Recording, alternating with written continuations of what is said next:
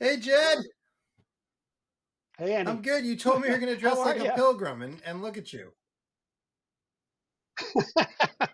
I know.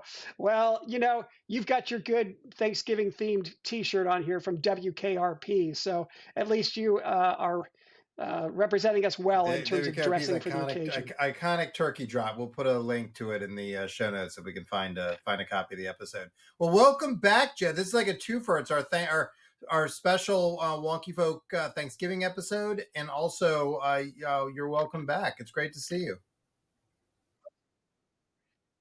Well, it's great to be back, and I did write a post on the trip, and it was just an incredible one. And I do genuinely feel great gratitude for all the people that contributed in my absence to keep CharterFolk going. And it's interesting. There were a lot of moments when frankly, education policy was not at the top of my mind as we were walking. And then it's just striking, Andy. Conversation after conversation tends to migrate, toward conversations about education. And I've written a lot about education in Spain, and it was striking to me like how much has changed in Spain since 2015 in public education. And I just feel like and some of these things are foundational pieces, like what's going on with the concertada schools in general. They're the charter schools in Spain. But what's going on with religious education in general in Spain and the bifurcation of policy proposals coming from the left and coming from the right. It's happening, of course, in our country. We talk about it all the time, but it's striking to see that it's happening in Spain and in many of the other countries where I had pilgrims who are walking Well, I beside me don't for some doubt your section ability of to the bring trip. any conversation around to education. So I sort of feel as if the pilgrimage isn't hard enough. I'm sure it was really rough on a few of them who are like, we have to talk more about charter schools. But say a little bit more about Spain. That bifurcation, that's interesting. Like what are you seeing there?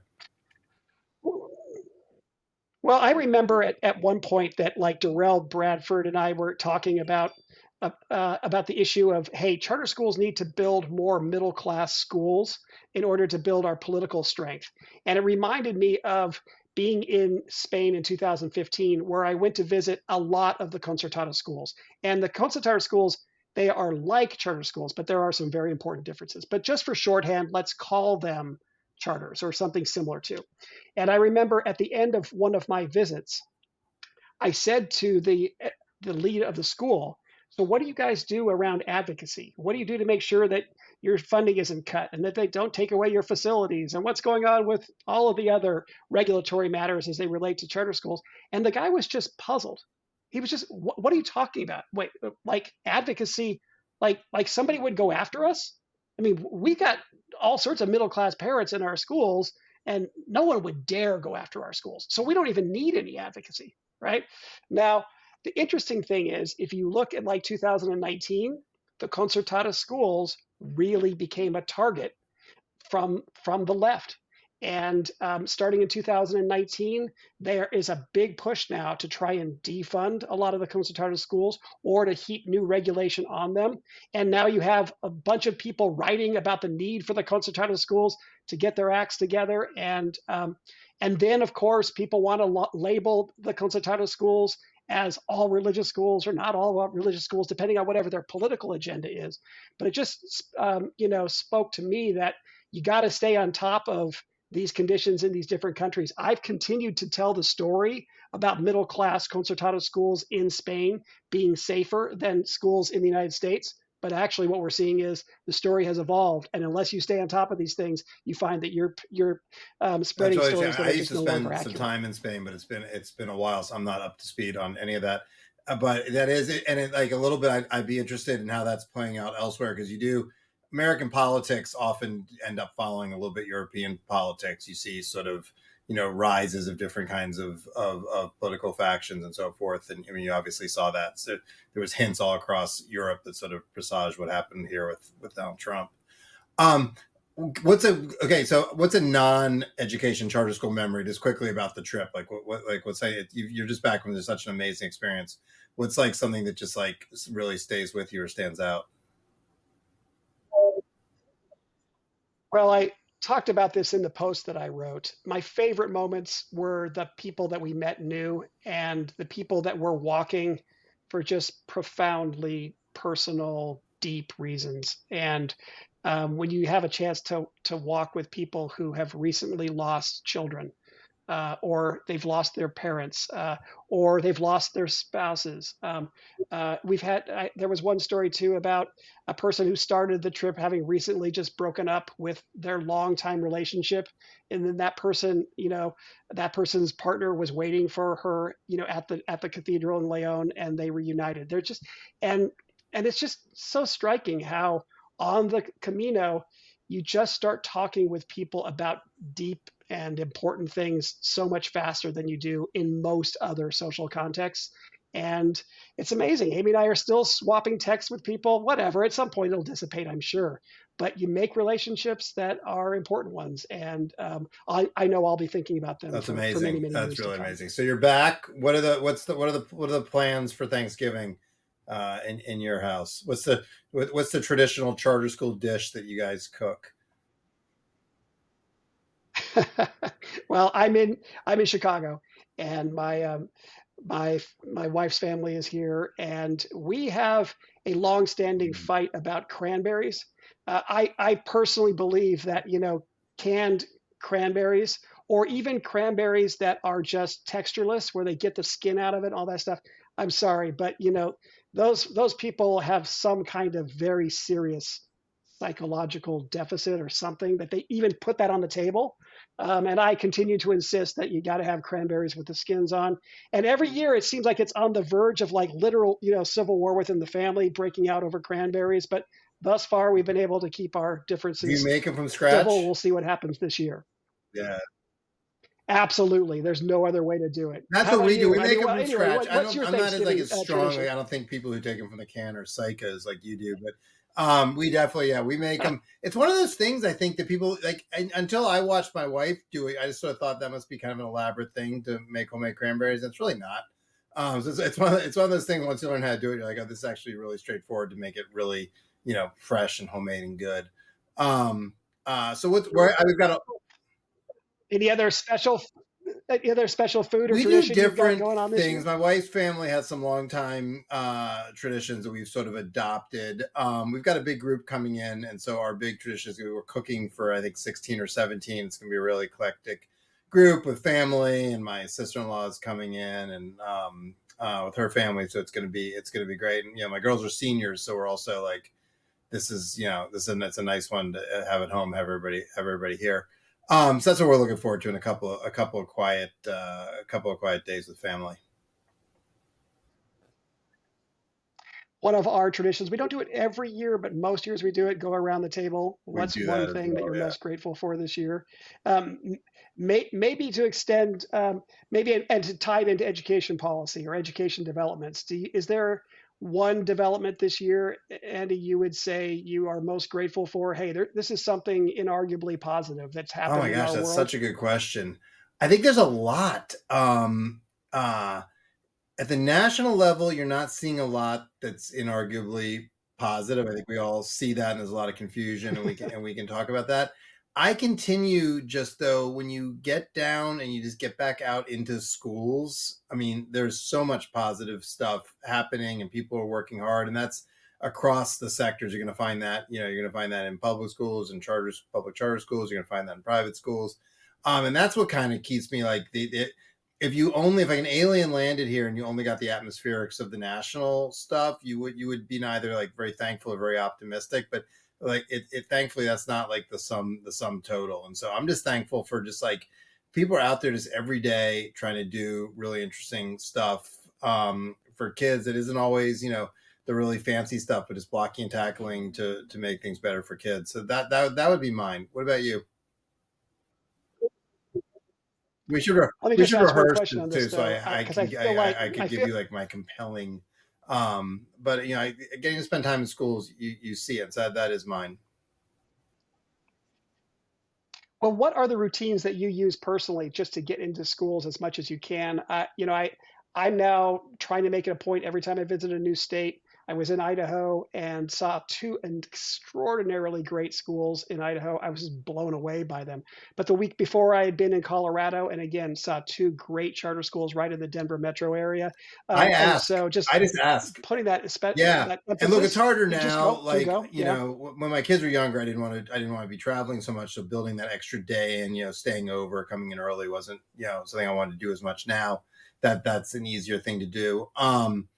Uh, so yeah, I just ask. And I think there's two kinds of schools it's interesting to visit schools where you've spent time and you've sort of seen an evolution. And then it's always fun to visit new schools and see, different kinds of things. And, I mean, the only school I've ever been like, hey, can I walk around? And obviously, if they know you and schools you visit and they trust you, you can just kind of go around. If not, they're going to send somebody with you, which is the responsible thing to do if they don't know you. But the only school that's ever been like, oh, you can't just you have to do our tour. You can't just like go and like check out what's going on, was a school we were considering sending my kids to, a public school. And that was enough. I was like, yeah, no. Like that's like that lack of transparency and lack of and they had all these excuses and none of them were good excuses. And so I just ask, and I find most places I mean, look, if you've done this kind of work like you and I have, there's ways you can visit schools and classrooms without being disruptive and making yourself, the focal point of attention and so forth. And so I find places that know that you're going to be able to conduct yourself appropriately are like more than happy to have you. And then you can really just sit in and watch what's going on. What about you? What tricks do you have up your sleeve?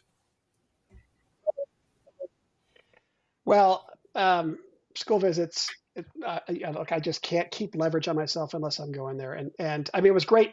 I had a goal to visit all charter schools in California by the time I ended my service at CCSA, but we grew so many. I visited almost 700, but by the end of my time there, I had more schools to visit than I had seen already. That's how fast we had grown. Um, but I just came away from those visits just full of energy and also just full of motivation. If there was anything from an advocacy perspective that was not being done well for these schools, oh my gosh, I would just be ready to like run through fire for these places. But in terms of like being thankful for something in the landscape, I'm kind of like you. I think that there are many things that I could point to, but there is one I believe that's above all others, and it's something that we focused on here during our WonkyFolk recordings. I do think that the third study from Credo showing the academic strengthening of a sector that's now grown to serve almost 4 million students. I think that is just a huge, huge accomplishment.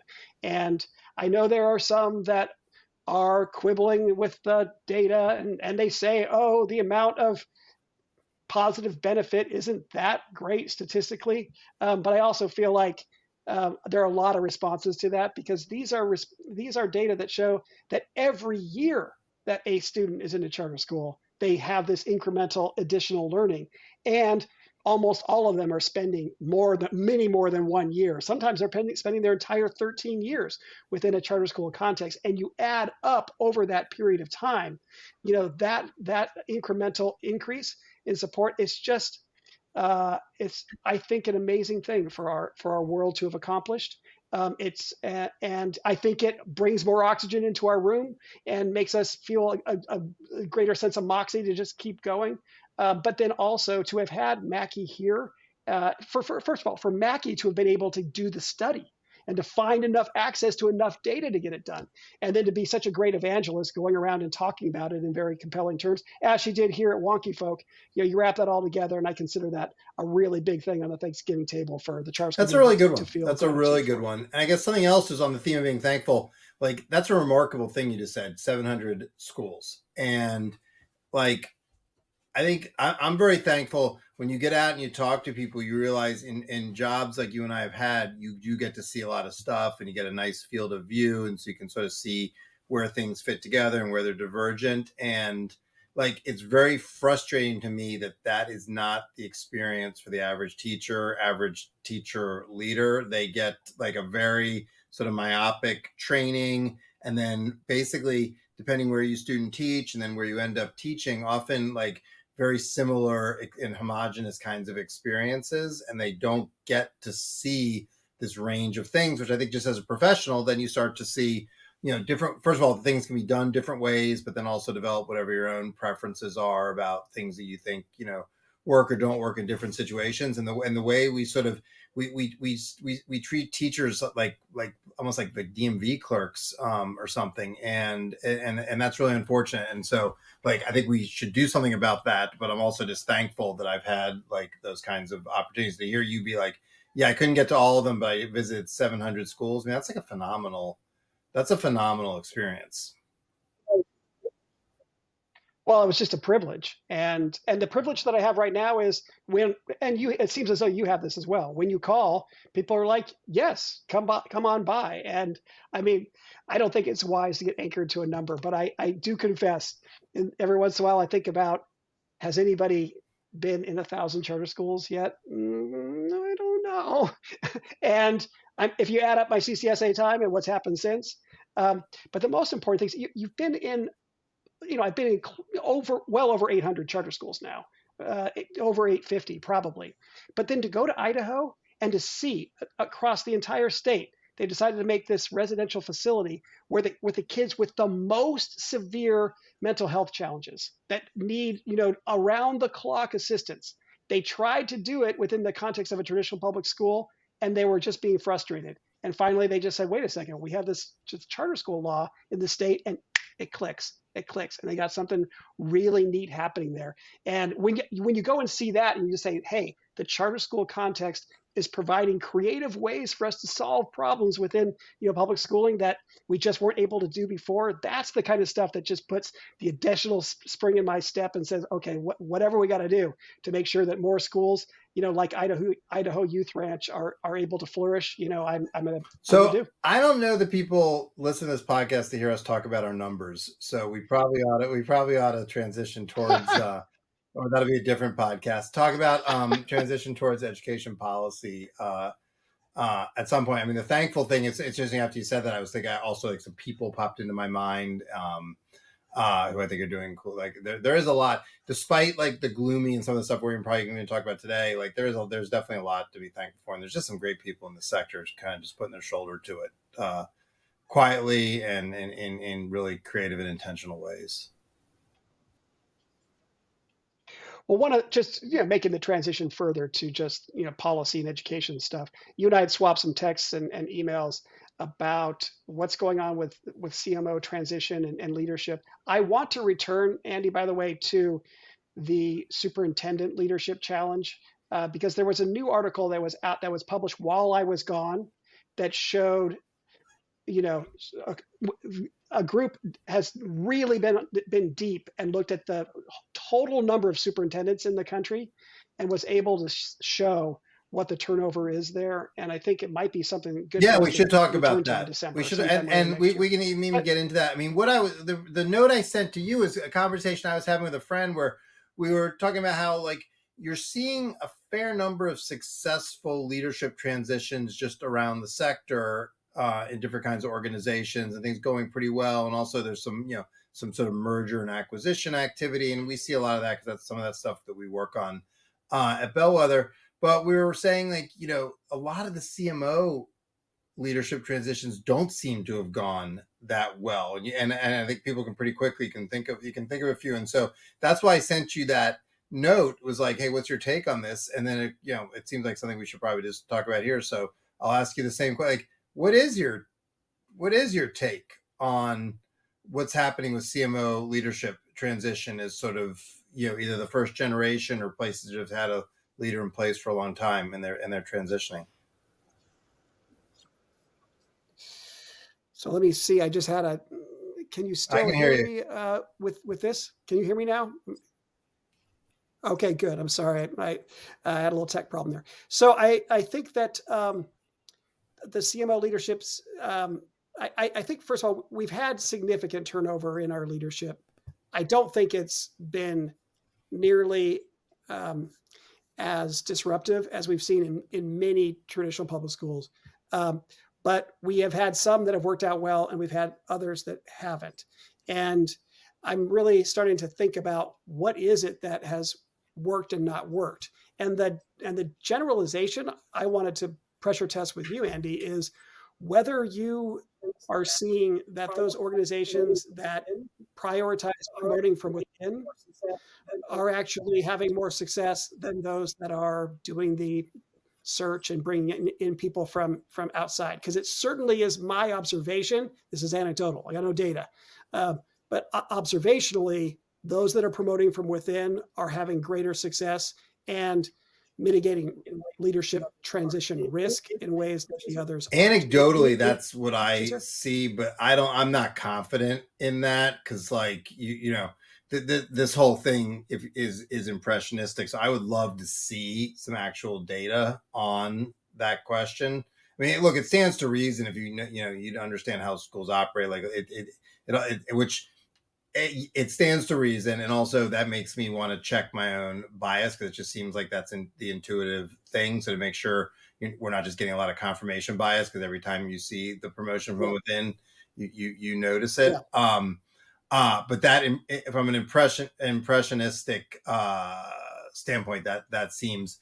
But why do you think? I mean, are in terms of some of the external ones that haven't gone well, is it the wrong people? Is it the wrong transition model? Is it the wrong time? I mean, what do you are boards dropping the ball? What do you infer as to why we are seeing a lot of that? I think it's just a disconnect in strategy and understanding of their own organizations. We have these organizations that worked years to distinguish themselves from other traditional public school offerings. And they build whole cultures around this, and they have operational aspects that are just consciously trying to be different. That often requires years to really understand what the different practice is. Like on school visits, I mean, going back to that for one thing that is an indicator of success. You've often talked about charter schools being places where we can be more intentional. We see intention play out in ways that we can't within traditional public schools. And what I'm always looking for in my first 60 seconds in a school is, do I see something that is most likely intentional that I don't understand that all of them do, right? And then I ask the question, and then they're boom. Oh, I see. It's like going into this school, Elevate in Idaho. They have a big purple curly slide coming right into the commons area, right? And of course, that's my first question. Why the heck do people have a purple slide coming into your commons area? Just a small example. But what happens is, I think the charter schools that really become unique, really become intentional, they don't even appreciate how different they have become from the public education mainstream, such that then when you want to get your leader and you go back into the education mainstream, or even if you recruit it from another charter school, but one that's very different from your own, that new leader coming in is just set up to not succeed from the very beginning. And my own sense is that we should continue to encourage our charter schools to be as innovative and different from other schools as possible, but also to make them recognize that from a leadership challenge perspective, that makes it almost necessary that they're going to have to promote. Do you think are boards paying enough attention to these questions of succession and thinking about who is the leader, or with everything going on, is that like, is it more just sort of hoping and praying? I don't really know. And I also don't really want to get overly down on those that are doing search and all that kind of stuff. Some of these people are my close friends, and heck, Molly, she writes CharterFolk on the run, CharterFolk on the move, right? And of course, I value these people immensely and the contributions that they make. But I also feel like sometimes boards just haven't thought about this enough proactively.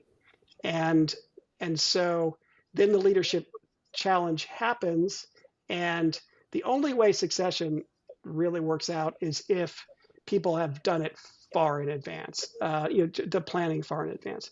And I also feel like leadership transition requires real resources, because I think the right way for most organizations to go through something like this is when the person, the current leader leaves, can they not fully leave? Can they lead, can they take an emeritus position? Can they do it like a lot of law firms do, right? Where the partner emeritus stays there and watches whether or not the new partners can handle it. If so, then they leave, right? But what you have is this period then where you're basically double paying on leadership for some period. And that can be really tone wrong and off-putting to teachers or others that see the administrative burden cost being too high. But I think that if the organization can talk about it enough in advance, 5, 6, 7 years, we're pooling the resources so that transition will happen in a way such that we have no drama and no trauma, and you will have an easy handoff, and everybody continues to love their jobs around this place. I think that we could, tee these things up, but we're just not proactively Yeah, it's having those interesting. conversations at the I rate am that we not need as to. sold as you are on that model. Just I feel like when you have a new leader, you have to actually give them room to lead. And I think one of the things we've seen in just some nonprofit and other transitions, else for profit sector, like if it's not clear who's in charge, or like you don't have somebody who's in charge, it can get pretty the new person, like they don't actually have the latitude to make the decisions and then be accountable for those decisions that they want to be, and it becomes sort of a shadow. And depending on sort of how like effective the board is, and what kind of governance sort of norms and culture you have, that can get really messy fast. And so I'm more like I think one of the best transitions we saw, I'll name somebody who's just terrific, was like Katie Haycock. When she left the education trust, she didn't like hang around looking over people's Mm, shoulders. She like uh-huh. left. And so and you see that with like good superintendent transitions, where they don't like linger around and sharpshoot the next person, or talk to reporters, anything like that. And I think those, like, you need to have a good, I think you often just need to have a good clean transition, but that requires really effective governance to be in place and wrapped around. It requires a whole bunch of things that are not they're not always there. Well, and I should also caveat what I'm saying here. What Yeah, I'm yeah, talking about only works under a promote yeah. from within context where the trust is there and the organization actually wants the leader to be around, half time to kind of help the person who's coming from within be ready to fully take the reins. You have an emeritus sticking around to like oversee Yeah, I don't some even know person on the that's inside though hired if from that's the always. I outside. think Oh, it now you've depends on got it yourself a depends train on the wreck. person, how close So they've worked together, what the trust looks like. I think it's very situational, and maybe that's one of the takeaways is people don't always. And I even asked earlier, like, to look for patterns, but like these are very situational kinds of transitions.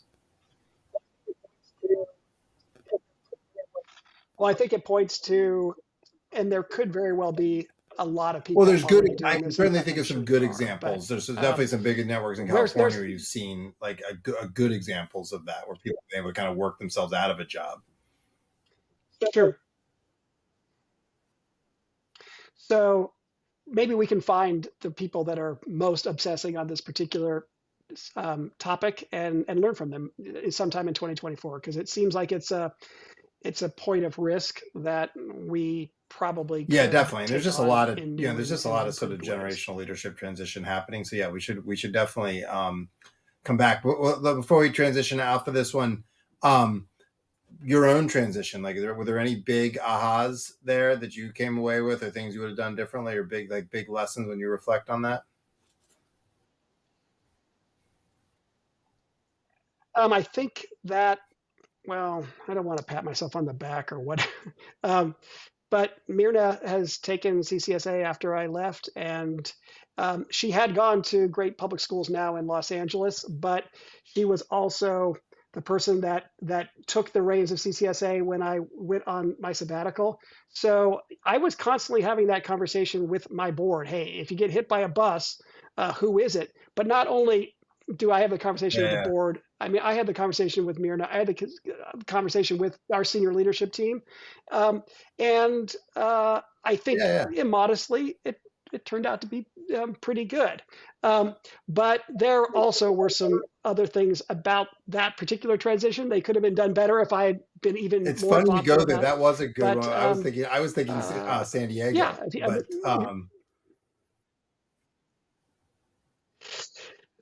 well, Well, that's a different piece, and the leadership transition there was different because I was in a different role. Um, and so it was somewhat natural to hand off to people within the organization as well. But No, I was thinking that you know, because you I asked me feel like about. that I you had the immediately thought charismatic you were talking about founder. CCSA. Larry's an amazing guy, and then but like you guys, it seemed like you managed to it built out a team that was the school was not Larry dependent and has sort of been able to persist. At least that's what it looks like from the cheap seats. Well, they've had their challenges since Larry formally left, but I think they now are in a good place, and it's taken a couple of years to get there, but they've made that transition successfully now, and it's a very difficult Yeah, one. There's all the other leadership transitions you have to think about as an organization gets more mature, but the transition away from founder is perhaps the most difficult of all. cool. Hopefully Okay. Hatekai is firmly on its feet now. And we'll see.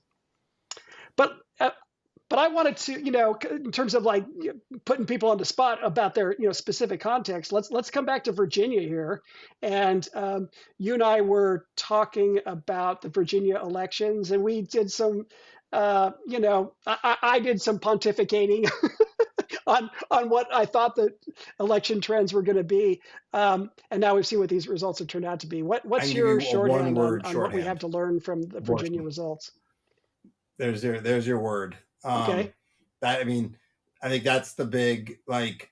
I'm actually a little bit. I think elections always matter, but I think people can overread what's happening with special elections. I think you can overread what's happening in Virginia because we're always off year. People can overread the signals, but I think like that's a pretty clear signal. Like because we're seeing it elsewhere, and you saw it in Virginia, and a bunch of the voting behavior. Like abortion is a really salient issue. People don't trust the Republicans, and they're not going to be able to win competitive races. The Republicans didn't do the coverage was pretty bad. Less the coverage in the state, but the coverage nationally, where it's like, oh, this big landslide and stuff. Like the legislature, there's 140 seats. They were split 70-70 before the election. Now it's 68-72. So the Democrats now have a one vote majority in both chambers, and they flipped the Senate. They were the Senate. They didn't have control going into the election. So those are not small things. On the other hand, those are not landslides. And when you look at how the votes were distributed around the state and so forth, like redistricting plays a really big role. And anywhere where you have competitive races, abortion is going to be the salient issue until the Republicans figure out how to do something on that. And you saw that, and you saw like fairly substantially flawed candidates perform pretty well. And that's that all owes to abortion. All the ads were about abortion, and like afterwards, the Democrats were like, yeah, the issue was abortion, and yet the national chattering class wanted to make it about this, that, or the other thing. And like there's just no evidence. It was about at the state level. I mean, there was some local school board races and stuff that obviously turned on education, but at the state level, it was all about abortion. And I don't know what the Republican plan to get out from under that, get that millstone off of them is, but it is they just have an enormous problem. Of their own creation, but a real political problem. So that's Well, when we talked about it before, I was commenting on, hey, people believe that the Dems are out of step with voters on school choice, and people believe that the Republicans are out of step on abortion. We'll see which out of step I think this matters is such most, a and I think we've salient got our very clear issue. answer on People this just one. what you can see is people just did not trust the Republicans on it, and because there was no clear bottom line. I think this is part of the Republicans' problem. No one knows what the bottom line is, and as you know, when you look at the polling on abortion, like people are very skeptical of third trimester and are open to regulations there. And that was the regime we were sort of living in under Roe anyway. Second trimester, the public's pretty split, and first trimester, the public's pretty strongly in favor of women should be able to make her own reproductive decisions. And the politics are sort of going in such a way that the Republicans cannot even like draw a firm line around that first trimester issue. You're seeing Nikki Haley try to do it. And until they do that and figure something out there, they will continue to lose elections. And it's a little like people in education want to like everything's about it. It's not. This is a political fight that's happening elsewhere. It has big implications for governmental politics, and so it's important in that way to what we do in our sector. But like the idea that education is driving any of this, it's not. And you saw that interestingly in some polling. There was a New York Times column, I forget who wrote it. It was like, this is a huge repudiation of a bunch of things that Glenn Youngkin's doing or whatever. In fact, if you looked inside the polls, the public's like, he's actually closer to the public on a bunch of stuff than the Democratic position, but it doesn't matter because abortion. And it's obscuring, abortion's obscuring everything. Yeah. And again, until they figure that one out, we'll see at the national level. Does that translate to presidential? I don't know. But like in consequential races at the state level where this thing is any kind of a jump ball, it seems to really matter. Well, to wrap things up, I want to pivot back to a polling question as it relates to education, because there was one article that came out while I was on the Camino that if I had been home, I definitely would have just dove right into. But before I get to that, how do you explain the problem, quote unquote, in polling that seemed to be demonstrated in the November elections, in that people just didn't see this result coming, and people aren't saying to the pollsters what they are actually I demonstrating. disagree. I actually think the polling, it was Any close and observations people on that? knew it would be pretty close, but like there wasn't a ton of surprise. And I actually think the last couple of elections, the polls have actually been better than people think. I think part of our problem is this vibes driven approach to things. I wrote about that with the coverage on Virginia, where like it was just divorced from the actual data. But you saw that like even back in 2016, like the polls were not. I mean, there was a hidden Trump vote, and people were surprised. But going into the election, like polls were indicating it was potentially going to be a close election, and that there was at least a 1 in 3 chance that Donald Trump was going to win. The thing was, nobody could believe that. They couldn't get themselves. And so the data on that kind of Right. polling, I think people are actually in Virginia, the polls, and same thing with what just happened in 2022. Like the Republican vibes were that they were going to pick up all these seats, but if you looked at the data, the races looked reasonably close, and and ended up breaking their way. Again, abortion being a issue. So my shorthand that generally there was some polling that was coming out that was favorable to Republicans, and Trump's beating Biden in all the swing states, and then Democrats had compared to that, had a Well, it's two surprisingly different. Yeah. good No, I mean, look, turnout. Trump wasn't on That's the or good ballot in result. Virginia. Glenn That's not the Youngkin right. wasn't on the ballot in Virginia. People want to make this about all these other things. Biden wasn't on the ballot in Virginia. This was about who was going to control the legislature when abortion was a huge issue. I feel like I guess that may be part of the problem. We tend to overread. It's entirely possible that like two things can be true. Joe Biden has a political problem in 2024, and Democrats did well in Virginia in 2023. Those things, they're not. That doesn't have to be one or the other. And as I said a minute ago, how the abortion thing translates at the national level will be interesting. Will be interesting to watch. So yeah, no, I think I think it's more Cool. you always get like outlier polls and so forth, but in general, I think you get good directional stuff, and you can start to see things kind of converge. Now, the flip side of that is this interesting dynamic that we see in education. I know you're very interested in, which is like parents tell everybody that they're reasonably happy with schools overall, but then there's two other data points that are very interesting. One is when you focus group, you get an earful. And as soon as there's like a safe permission structure, then people are like, oh, here's all these things I don't like. And then also revealed sort of preference through behavior. Like people are, when they're offered options, they take them. They're, not everybody, like, ESAs are not going to sort of evacuate the public schools, but some set segment of people, charter schools continue to be popular, and voucher programs and so forth. And so, like, squaring that circle is kind of interesting. I mean, some of it's the basic thing we have where people say, look, I love, I hate Congress, but I like my member. And, they say they don't like schools, but they like, although that Congress one we Right. all use as a cliche, I just did it. That number's actually changing. People are pretty appalled. Yeah, people are pretty frustrated with Congress. With it's, Oh, really? come on, how can you Interesting. not be? But you still see that thing where you'll give your own schools a pretty high grade. The traditional way to ask is the school your oldest kid attends, and then but you give them overall. But I think that may be masking some stuff, because we're seeing with revealed behavior, people are looking for options, and they're looking for other things. Now, last thing, and then I want to hear you keep in mind on this.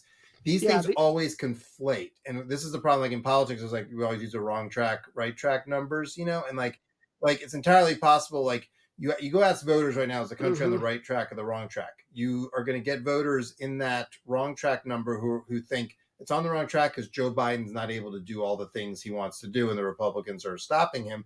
And you're going to get people who are like, the country's on the wrong track because of Joe Biden, and I don't like that. And, all those people are mashed into those numbers.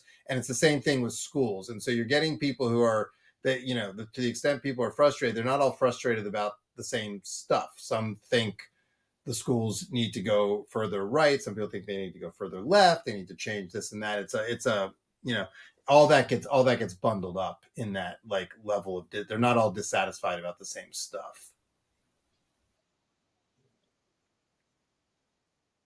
Well, that article I was referring to was one that Matt Barnum at Chalkbeat wrote. It was around September 15th. It was right when I was leaving. And it showed that from a polling perspective, the public's satisfaction with public schools has degraded significantly.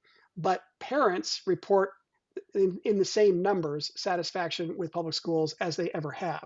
And from that, then Matt suggests that the only people that are talking about parents being unhappy about things are, pundits like me. And so, I mean, Matt's an incredibly smart guy, and I really appreciate his reporting.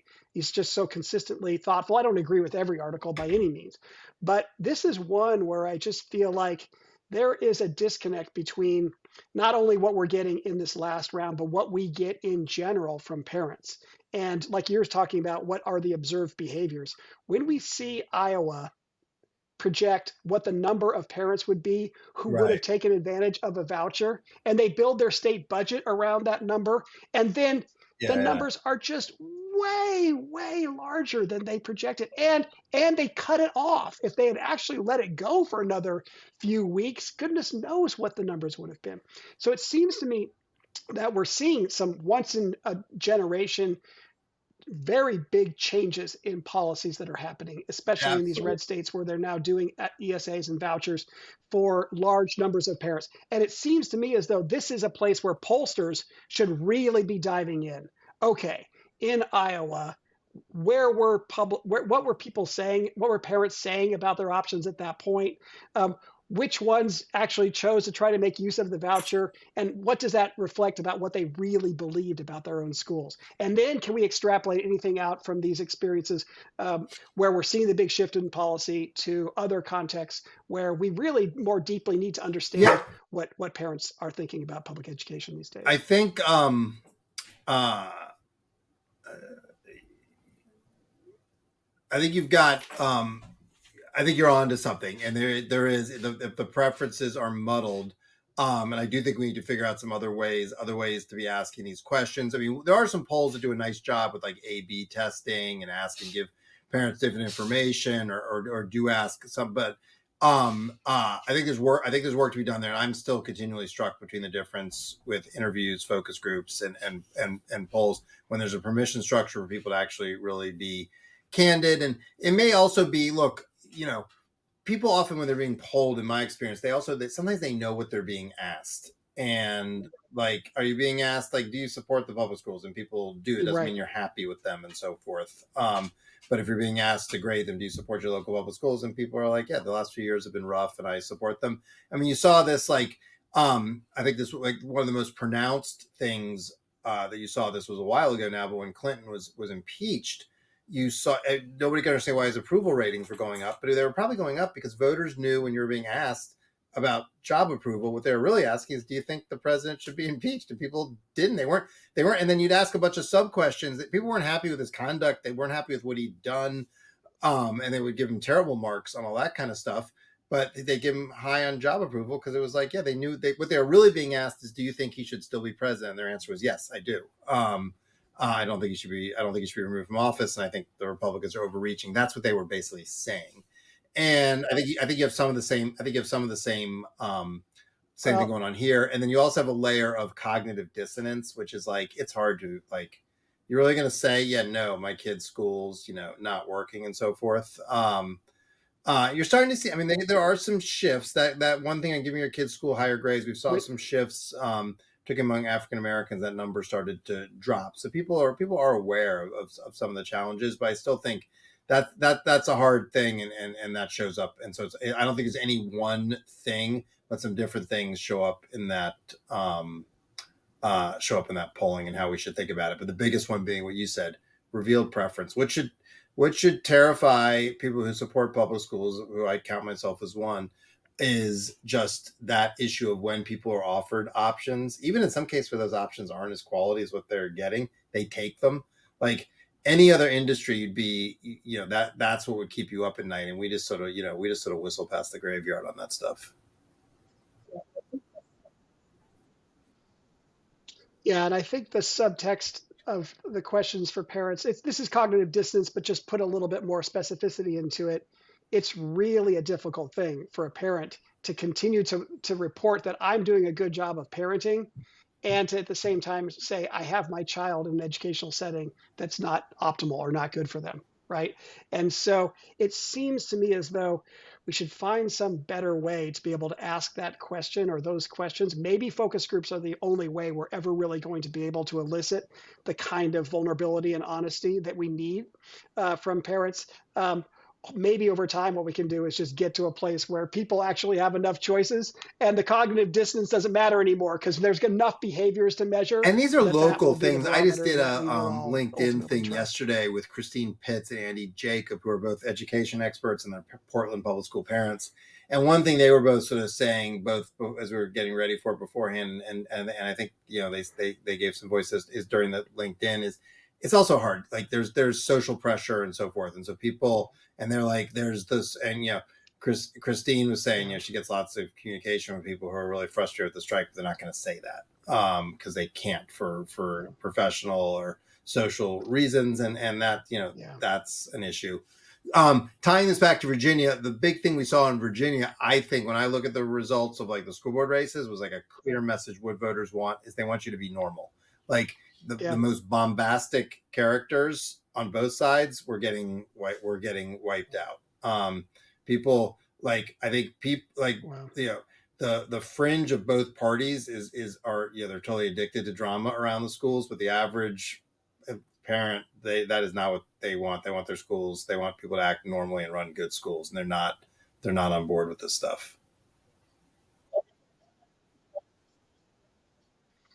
Well, maybe the polling that I'm most interested in right now as we wrap this thing up. We have to find doing put on the show notes. That is one of the classic. I mean, every WKRP episode is a gem, but that was the Thanksgiving turkey drop one is absolutely legendary. That's like, I'm pretty sure that's in Edie Hirsch's. I think that's in I think that's in the cultural literacy book. If it's not, it was clearly just an oversight. I'll send it to Don and ask him if he included it. So I hope you have a great Thanksgiving. Hey, we're going to wrap up 12 recordings this year, and I will say there are many times when I was walking, and since then I consider WonkyFolk and having a chance to talk to you once a month Yeah, no, I'm uh, thankful for quite that. a thing to be Yeah, no, I'm thankful for grateful that. And for. So thanks, we Andy. get good feedback. It's been Our fun. listenership, we have It's been a fun. small but mighty listenership that does appreciates listening to these things get talked about without people yelling at each other and ripping their faces off. I'm thankful for all the guests we had that came on that helped with that, and I'm looking forward to more of them. For sure. You as well. All right, I'll great. see Well, you listen, you after have the a great break. holiday. I look forward to seeing you next month. Bye bye. Okay. See you, Andy. Bye bye.